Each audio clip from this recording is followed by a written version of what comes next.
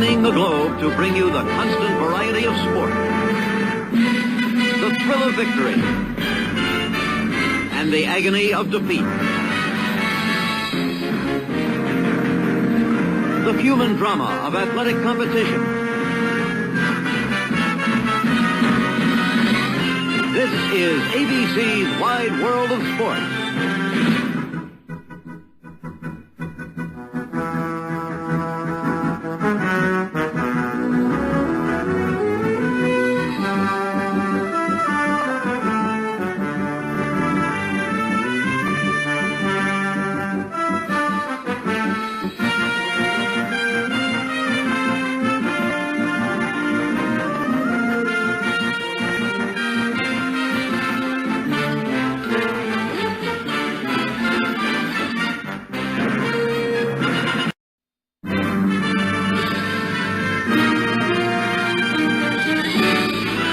Spanning the globe to bring you the constant variety of sport, the thrill of victory, and the agony of defeat.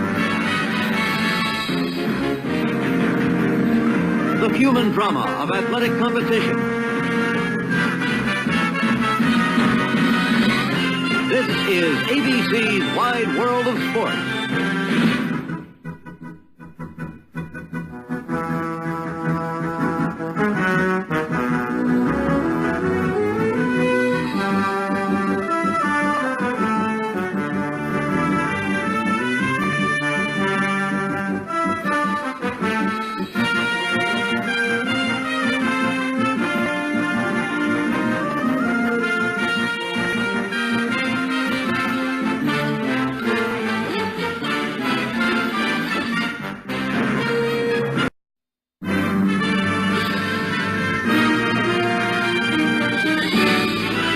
Spanning the globe to bring you the constant variety of sport, the thrill of victory,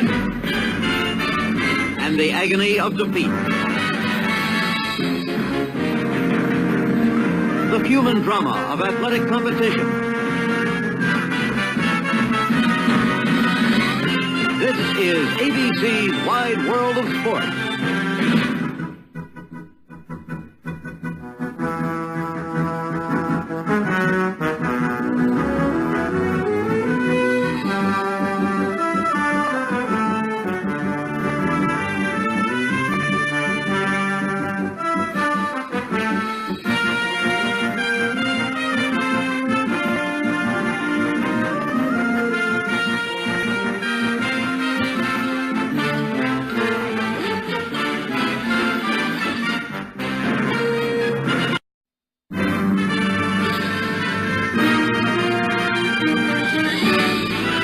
Spanning the globe to bring you the constant variety of sport, the thrill of victory, and the agony of defeat.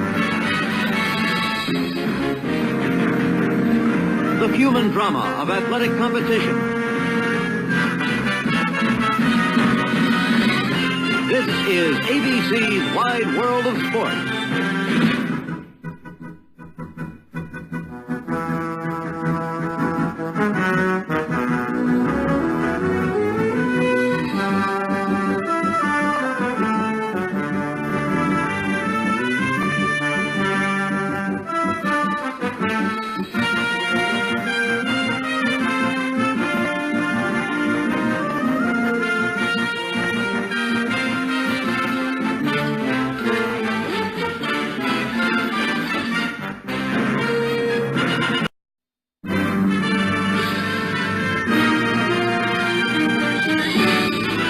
Spanning the globe to bring you the constant variety of sport, the thrill of victory,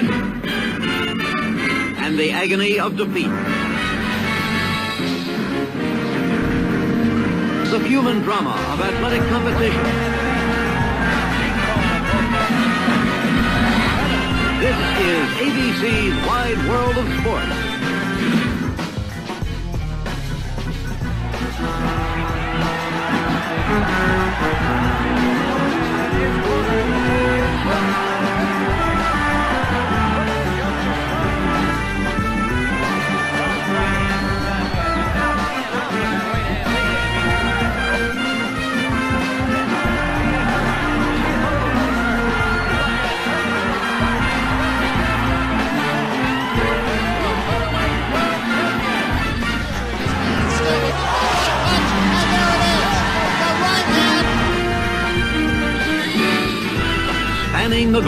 to bring you the constant variety of sport, the thrill of victory,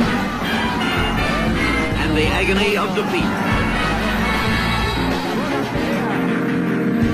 The human drama of athletic competition.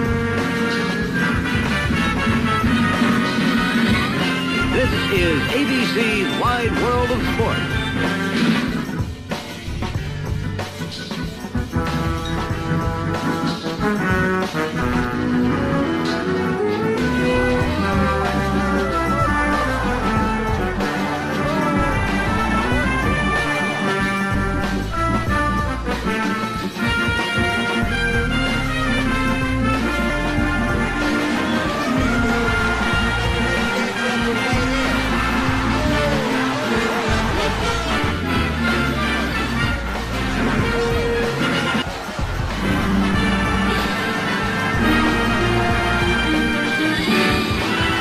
Spanning the globe to bring you the constant variety of sport, the thrill of victory, and the agony of defeat. The human drama of athletic competition. This is ABC's Wide World of Sport.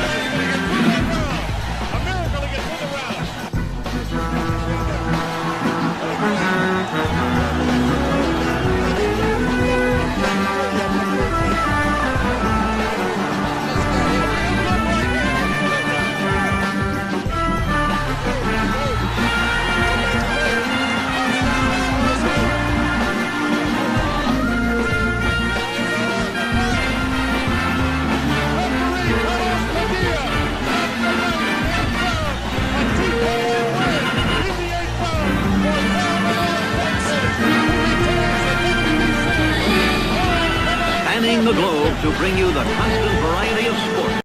Hello, this is Doe Wilson back again with another edition of Old School Boxing Talk. And wow, just finished watching the Manny Pacquiao Jeff Horn fight, and wow,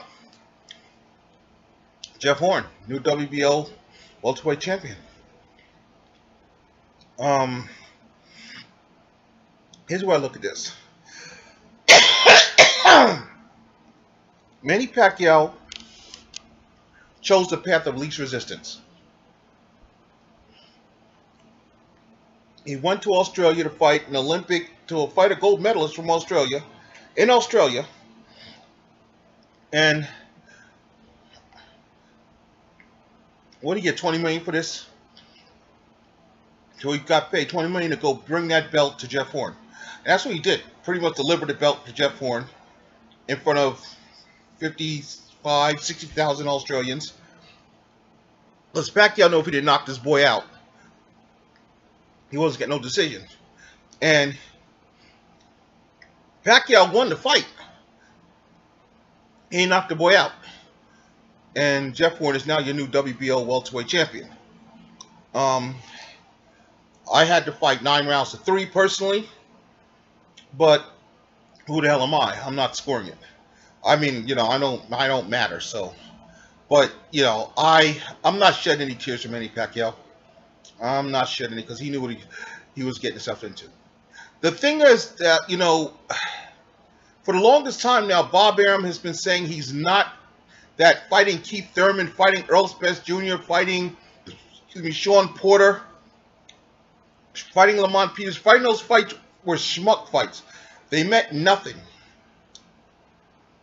Well, here's what happens.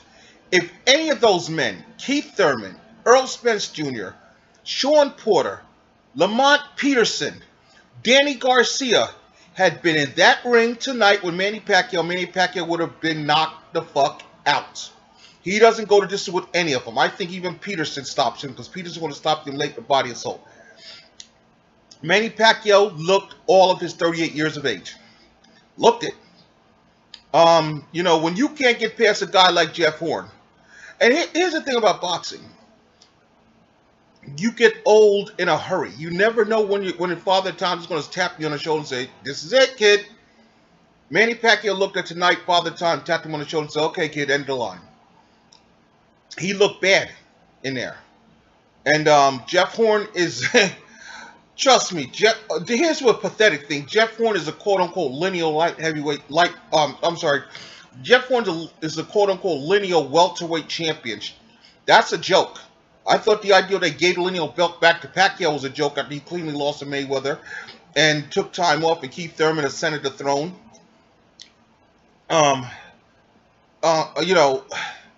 now, according to these people, Jeff Horn is now the lineal welterweight champion.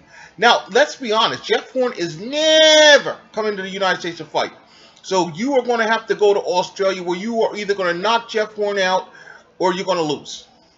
So there'll be no Jeff Horn versus Earl Spence Jr. Because even though Earl Spence Jr. will go there and beat his ass, they're not inviting Earl Spence Jr. to Australia.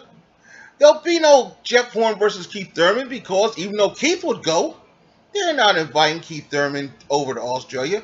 Nor are they going to invite Danny Garcia. Nor are they going to invite Sean Porter. You know, they might invite Tim Bradley. Maybe. And I think Bradley beats his ass.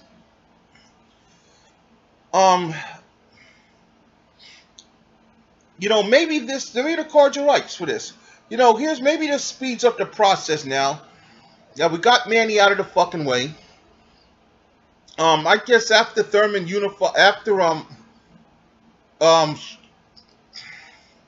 Crawdaddy unifies this junior welterweight title, beats Ndongo. After Crawford beats Ndongo, I guess then we'll make the move quickly to move Crawford to 147 to fight Jeff Horn. This should be a makeable fight because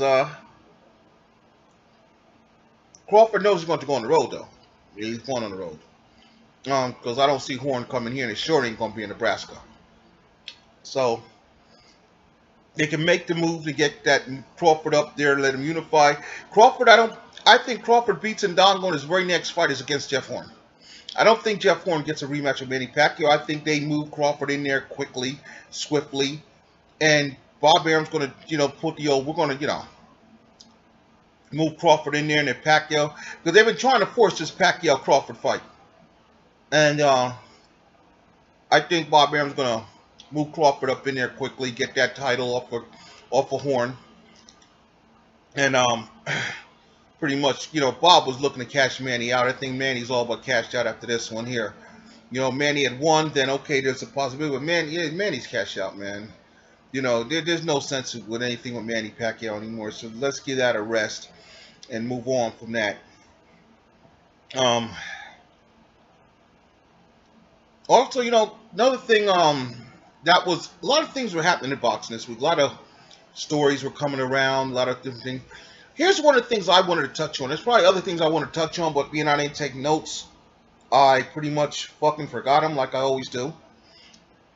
But here's something I wanted to touch on. The devaluing of the light heavyweight championship. And before I get to that, I want to brag, because I said it first. Unless somebody's done it first before me, I believe I was the first one to say it, and holds true. This week, Sergey Kovalev came out and announced he was firing John David Jackson. Shocker. And that he was moving to light heavyweight, that he's moving to cruiserweight. Now, I have been saying, and I don't know if any other channels have been doing it, but I know I have been saying for the longest time that Sergey Kovalev needs to move to cruiserweight.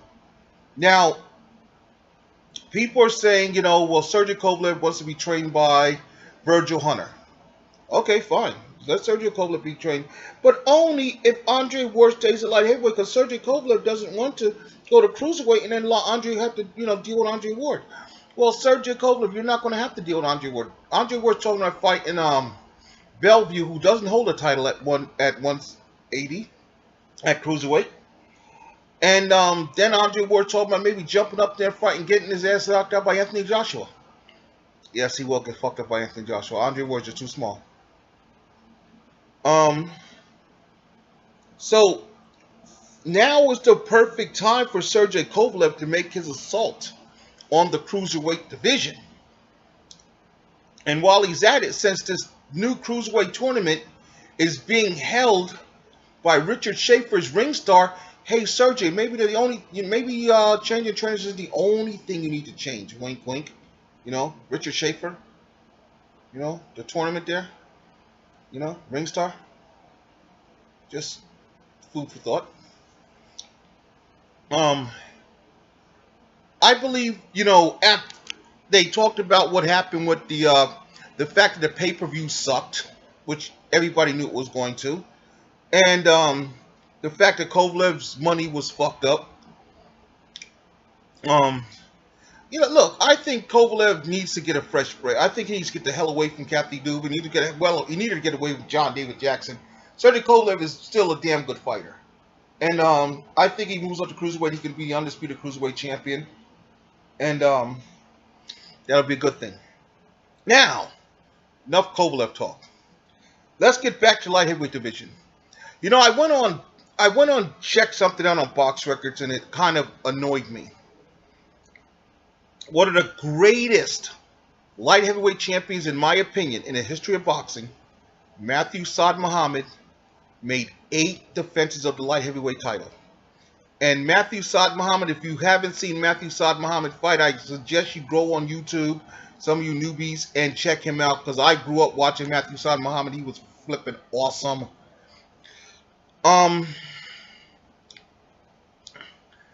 And to think that Adonis Stevenson also has made 8 title defenses of the WBC light heavyweight title. It bugs me, because this clown is not good enough to carry Saad's jockstrap. Let alone he's carrying a belt that Saad carried and defended great proudly against all comers. And here's Adonis Stevenson, won't fight his WBC mandatory, wants to pick and choose who he fights. There's guys out there. His mandatory's a tough guy. Can't remember his name. That's why I'm not mentioning it. There's Sullivan Barrera out there. There's Joe Smith Jr. out there. Now Barrera and Joe Smith Jr. are fighting each other. And it's kind of funny. Once again, I said I wasn't gonna do it, but I'm gonna do it anyways. Why Joe Smith Jr. decided, ahead of fighting Sullivan Barrera, to call out Sergey Kovalev. For Joe Smith Jr., you got a knockout win over Bernard Hopkins. Yay. I would handle things with Sullivan Barrera. And here's my advice to Joe Smith Jr. and the rest of these light heavyweights. There's 3 houses on the top of the hill. There's the Ward house, the Kovalev house, and the Stevenson house. Now, you don't want to go to the Ward house, because you're going to get your ass beat. But then they think, and you won't go to the Stevens house because Mr. Old Man Stevenson has never answered the door. Old Man Stevenson never answered the door.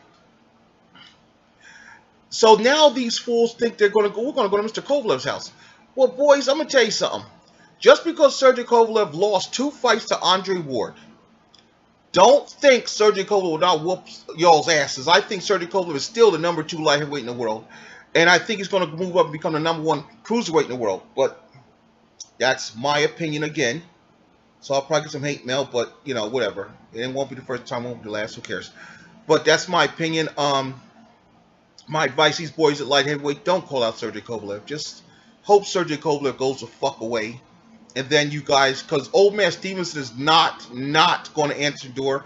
So what you want to have happen, light heavyweight contenders, is 1, Andre Ward vacates those 3 belts that he holds, and you guys can all piece those 3 together. 2, Sergey Kovalev follows Andre Ward out of the light heavyweight division, because if Sergey Kovalev stays at light heavyweight division and gets a decent trainer, he's going to pick up his 3 belts. The WBO, the WBA, and the IBF. He's going to pick them right the fuck back up. And we'll still be sitting with Sergey Kovalev chasing down Old Man Stevenson, and Old Man Stevenson's going to be like, get off my yard, get off my lawn. I'm not answering. So, that's the hope of the light heavyweight division, is hope that Andre Ward drops those 3 belts. Sergey Kovalev goes and leaves, and you guys can all bang it. You young boys, Joe Smith Jr., Ez Miranda, and the other, I forgot his name. You guys can bang it around and grab those 3 belts. And then Hopefully, you know, because none of you are going to fight Old Man Stevenson, because he's going to, I think WBC needs to either make Adonis faces mandatory or tell the old man to go into retirement. In my opinion, that's what they need to do. Because I'm really tired of Adonis Stevenson being disrespecting the heavyweight championship. Anyone else on the planet think Jeff Horn? Absolutely not. It was a bogus decision. The thing that I'm depressed about right now is the fact. Okay, there's still ESPN. Stephen A. Smith is still babbling on about the decision. Yes. Okay. Now, other thoughts I had. Oh yeah. Guillermo Rigondeaux was calling out Vasily Lomachenko, and Lomachenko's now going to fight somebody else. And look, come on. Am I shocked that that happened? No. And if anybody that knows anything about Bob Arum, knows anything about how Bob Arum feels about his fighters, knows that no, he's not risking Lomachenko. He's just not against Rigondeaux. And honestly, I think that's a pretty winnable fight for Rigondeaux. I think Rigondeaux, I'm sorry, for Lomachenko, I think it's a winnable fight for Lomachenko. I think he's got the size. I mean, I think it's going to be a good fight. But I think Lomo has a good chance of beating Rigondeaux. And I think that would really validate him. The only two things I would like to, the only problem I have with Lomachenko is you have a loss to Orlando Salido, and for some odd reason and he's also your number one mandatory contender. For some odd reason, you're not cleaning that up. And it behooves the champion. Look, I don't care what the fuck if somebody beats me, and even though I move forward to bigger success, and I get a chance at that son of a bitch again, I'll give him what the fuck he wants. To get him back in the ring. To clean that up. And if I was Vasily Lomachenko, I would tell my management and I would tell my promoter, give him what the fuck he wants, get his ass in here. Why? Because I believe Lomachenko could beat the shit out of Salido. And then, just to seal the deal, you know, have a couple fights. Let's build Salido back up and beat the shit out of him again in time. To clean out we'll give you the trilogy. But at least to come the third fight, you know, Salido's not going to be asking for too much, you know. So he's going to pretty much, you know, give him a fair deal. But this second fight, Lomachenko, I would tell my people, give him whatever the fuck he wants. Let's get him back in the ring so I can clean that up. In my opinion, that's what I would do if I was Lomachenko and I was that kind of a fighter. And after I cleaned up things with Salido, I would tell Guillermo Rigondeaux, I'm gonna see you. You know, let me clean this mess up here, then I'm gonna see you. You're next. You know, I would if I'm Lomachenko, because I don't want to be. HBO's gonna put me in this mythical pound for pound #1 list, which is bullshit. And if I'm Lomachenko and I want to just for fighter pride, I would clean up that shit with Salido, and I would tell go and tell Rigondeaux, you're next, and handle my business with Rigondeaux. You know, if I go out there and I beat the shit out of Salido real quickly, end it quickly. Hey Bob, end of the year. Let's end the year with Rigondeaux. Let's get that motherfucker at the end of the year. Let's handle this. But that's just me. That's just the fighter in me. Also, ESPN, I don't know if I touched it on my last one, and I'll touch it here. ESPN has made a deal with Top Rank, and Top Rank and ESPN are going to be working together. Also, Top Rank is also developing their own streaming service, which similar to the WWE Network for wrestling fans there. Top Rank is going to have a service similar to that, where they're going to be holding some of their bigger fights, which, you know what? That's not bad. That's not a bad idea. Moving forward, and I don't like Top Rank, but you know what? I got to give them bastards big credit. They do it right. You know, they know how to do it right. So I'm happy. I'm happy for the sport of boxing as a whole. I hate to see the fact that Al Heyman and PBC have gotten fucked over, but, you know, ever since Don King, you knew they were never going to let a black man have that much power in boxing again. They just weren't. And Al Heyman's a victim of that. And that's not being racist, that's being truthful. You know, you look at how ESPN, NBC, all these people have, you know, early on, they, you know, dumped ESPN, wouldn't even take Al Heyman's money. And Al Heyman was putting on better fights on ESPN. Hell, they had the Danny Garcia-Paulie Malignaggi fight on there. You know, they had some good fights on there. And Al Heyman was paying them motherfuckers. And they was like, we don't want your money. We just want you to go away. So they got Golden Boy doing their bullshit. And they got Top Rank. Go figure. They didn't even pull my man Richard Schaefer in there. So now HBO has lost.